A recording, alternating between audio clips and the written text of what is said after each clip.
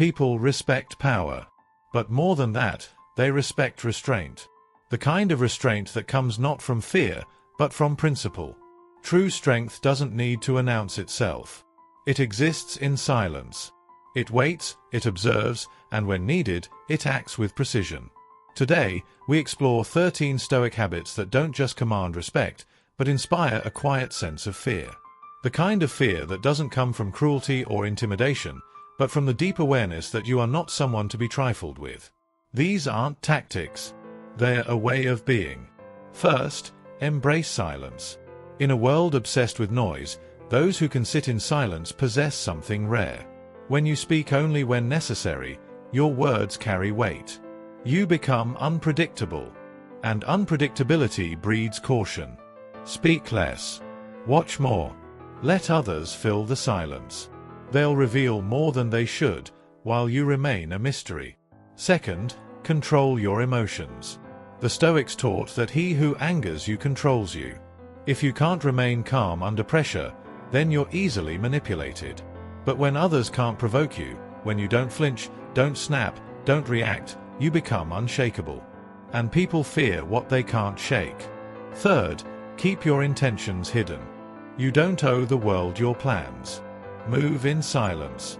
Don't broadcast your goals. Let your results speak for you. Those who reveal everything are easily read. But when people don't know what you're thinking, they don't know how to stop you. A concealed mind is a powerful weapon. Fourth, say less than necessary. This isn't just about silence, it's about precision. When you speak, be concise. Make your point, then stop. People will lean in, listen harder. The less you say, the more impact your words have. And it makes others wonder what you're not saying. That mystery builds presence. Fifth, walk with purpose. Whether you're entering a room, crossing the street, or sitting down at a table, move like you belong. Posture, pace, eye contact. People notice when someone moves with confidence. It suggests clarity. And clarity is intimidating in a world full of uncertainty.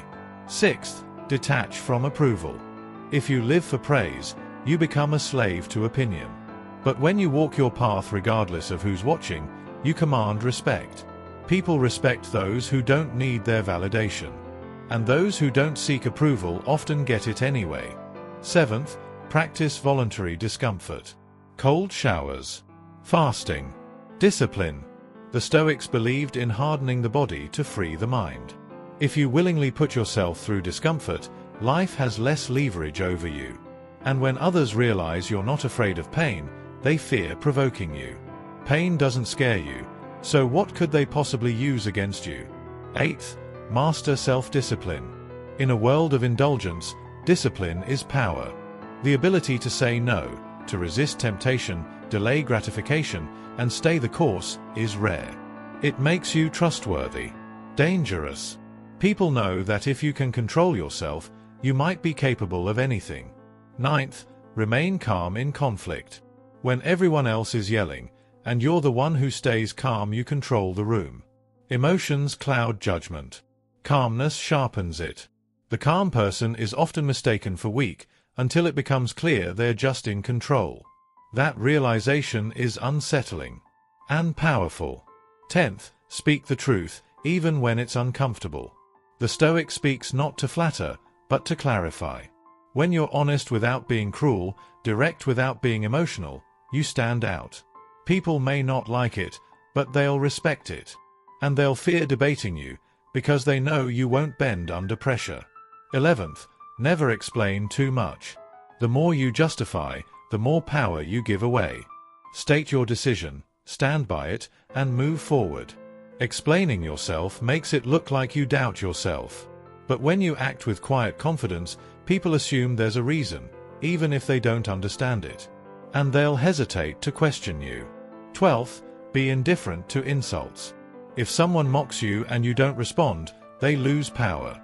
If they try to shame you and you remain unmoved, they lose control. Stoicism teaches that you are not what others call you. You are what you choose to be.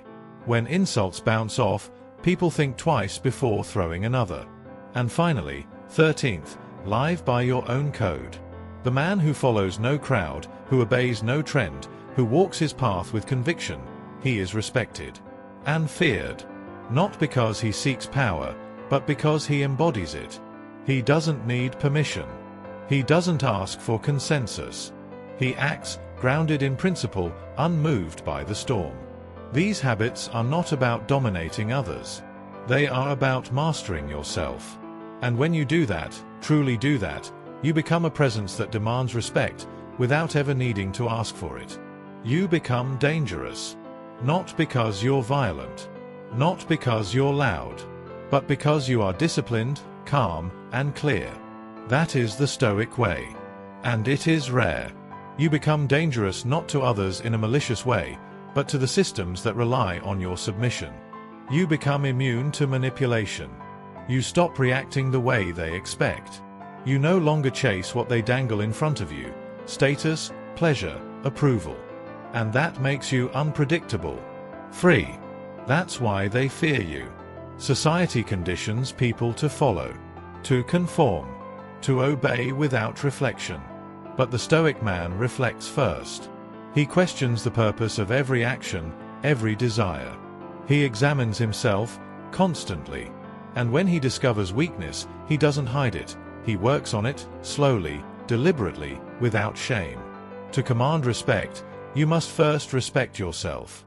Not in the shallow way of self-love slogans, but in the hard way, by doing what's right when no one's watching. By keeping your word. By setting standards and living by them, even when it's inconvenient. Especially when it's inconvenient. People may not always like a Stoic, but they trust him. They sense that he's anchored. That he cannot be easily swayed by flattery or fear.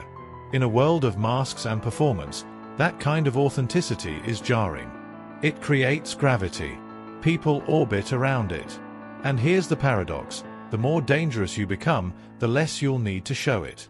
The more capable you are of defending yourself, the less you'll be challenged. The more disciplined your life, the less chaos can enter it. You don't need to raise your voice. You don't need to prove anything.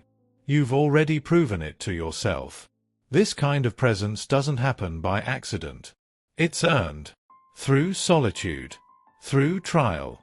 Through intentional living. You will lose people along the way, those who needed you to be weaker to feel strong. But you will gain something far greater: sovereignty over your own life.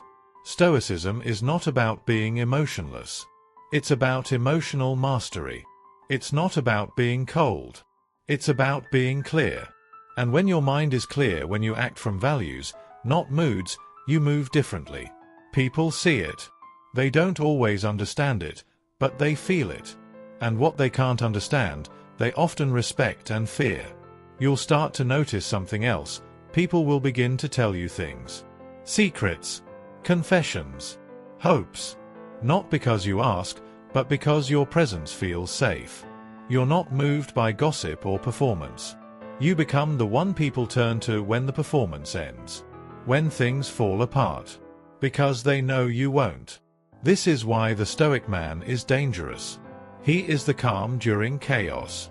The structure in disorder. The clarity in confusion. And in a world that feels like it's constantly shaking, that kind of presence is magnetic. It's rare. It's needed. But don't pursue these habits just to be feared, or even to be respected. Pursue them because they are right. Because they make you better. Because they align you with your nature. The fear and respect that follow, those are just byproducts.